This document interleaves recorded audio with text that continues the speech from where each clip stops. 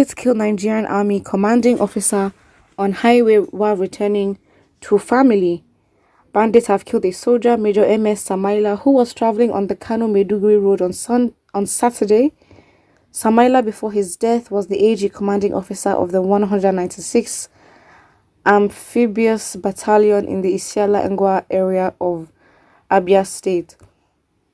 A military source told Sahara reporters that the deceased was returning from his station in Abia State to his family when the unfortunate incident occurred. He said, "This is Major Samaila of 145 BNOC in Isiala, Abia State. He was attacked by armed bandits on the Kano-Maiduguri road while going home to see his family. Abia State was his unit before he died. This is saddening and the country is annoying. Both his wife and children are now on their own."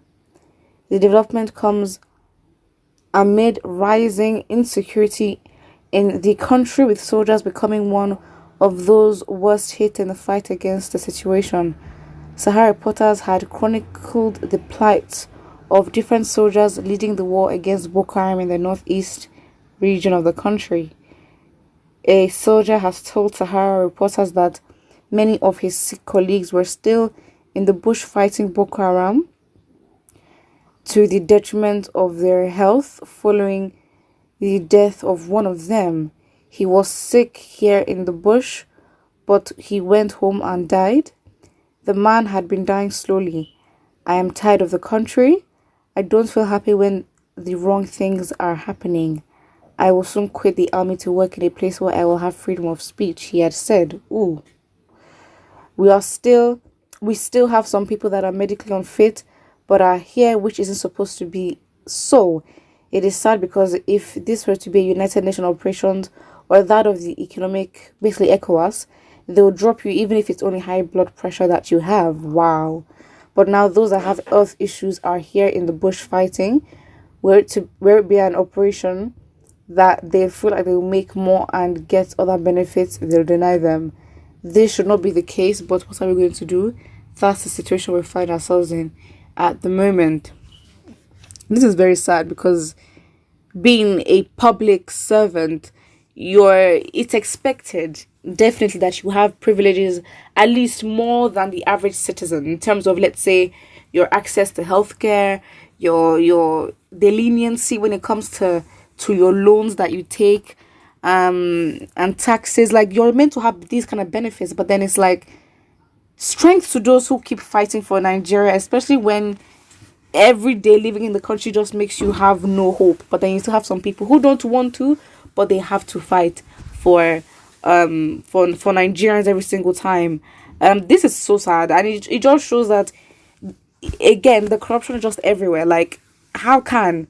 But then if you look at the efficiency of things, I mean, you don't have to be in the army to understand that if you have one soldier that is, not feeling well a lot, the efficiency or the overall capacity of the whole force is then diminished. Like, does that not ring a bell? Or does that not, bother?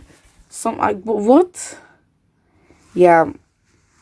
Someone here says, the blood of innocent Igbos he killed in the east have fought back. But then he's based in the north. So I don't know how this relates. But I guess I don't know, because it says at least they're not forced to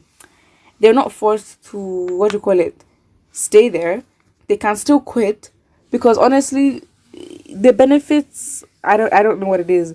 The fact is, it's not even a thing of, okay, fine, who's going to fight for us? The country has the resources. It will find resources.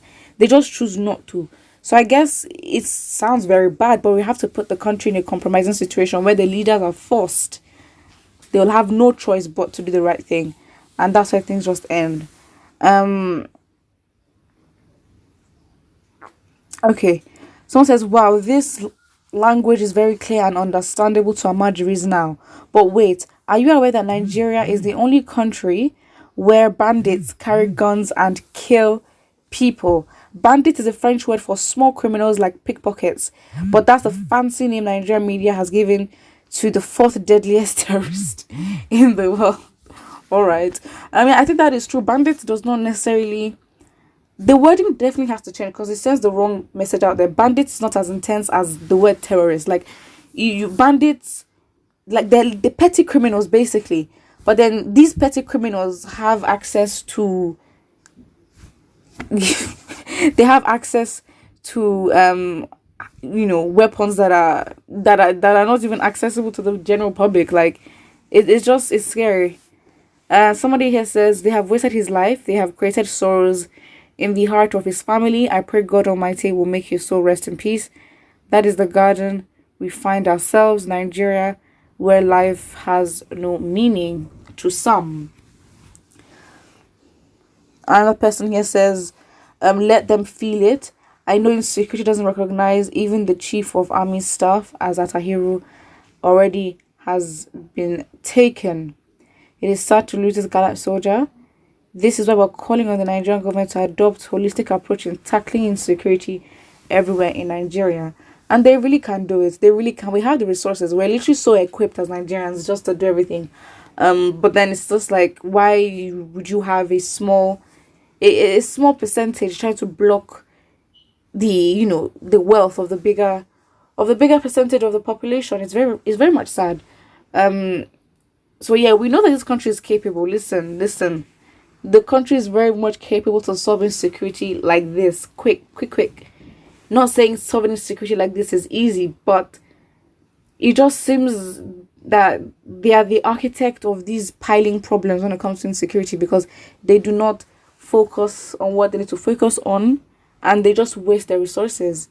How can you deploy DSS and all these kind of things, all these people to get Igboho and Nnamdi Kanu, and it's just like, are you actually joking? But then the same energy, the same vim was not applied, and you did not apply the language that would be understood when it came to Fulani herders causing a lot of chaos all over the country, and it's just a bit, my annoyance, and I've said this before, it's just like, wait, so because you are suffering now, the whole country now has to suffer, and the whole country now has to be put on hold. I said it. Listen, if the Southerners are committing crimes that will make the country stand still, it was probably because it made international rounds, and the way that they committed that crime was probably innovative. I'm just being very honest. It's just very like, so because you're suffering and then you're suffering, then you inflict so much pain, you make it a nationwide problem, and it's just like, so we should now leave all the things that we're doing and start having extra stress just because you feel the country is not good. Listen, we move. Put what you think about this in the comment section below. Don't forget to like and subscribe.